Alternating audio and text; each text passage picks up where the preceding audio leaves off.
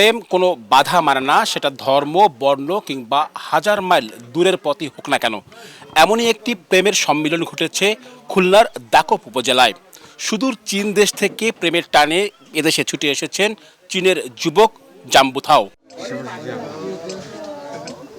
ভাষা, সংস্কৃতি আর ভৌগোলিক দূরত্ব সবকিছুই হার মানল ভালোবাসার টানে। 2 মাস আগে সামাজিক যোগাযোগ মাধ্যম ফেসবুকে পরিচয় হয় খুলনার দাকপ উপজেলার খ্রিস্টান পল্লীর তরুণী পিঙ্কি সর্দার ও চীনা যুবক থাম্বু জাওয়ের। পরিচয় থেকে গড়ে ওঠে বন্ধুত্ব, আর সেখান থেকেই গড়ে ওঠে প্রেম। অবশেষে ভালোবাসাকে পরিণয়ে রূপ দিতে বাংলাদেশে পা রাখেন থাম্বু জাও। এরপর আইনগত প্রক্রিয়ায় কোর্ট রেজিস্ট্রির মাধ্যমে 1 সপ্তাহ আগে বিয়ের বন্ধনে আবদ্ধ হন তারা। পিঙ্কি সর্দার জানিয়েছেন তারা দাম্পত্য জীবন নিয়ে খুবই খুশি। থাম্বু জাও বাংলাদেশে ব্যবসা করার পরিকল্পনাও করছেন। সুযোগ পেলে স্ত্রী পিঙ্কিকে নিয়ে চীন সফরের ইচ্ছাও প্রকাশ করেছেন তিনি।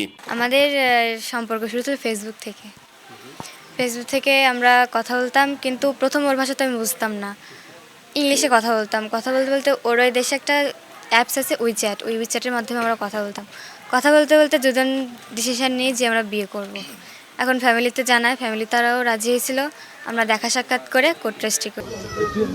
বর্তমানে থাম্বু জাও বাংলাদেশেই অবস্থান করছেন, থাকছেন খুলনায় শ্বশুর বাড়িতেই। নতুন জীবনসঙ্গীকে সঙ্গে নিয়ে ঘুরছেন আশেপাশের এলাকায়। শুধু তাই নয়, এই ব্যতিক্রমী দম্পতিকে এক নজর দেখতে ভিড় জমাচ্ছেন প্রতিবেশীরাও। নতুন স্ত্রীকে নিয়ে দারুণ খুশি এই চীনা যুবকও।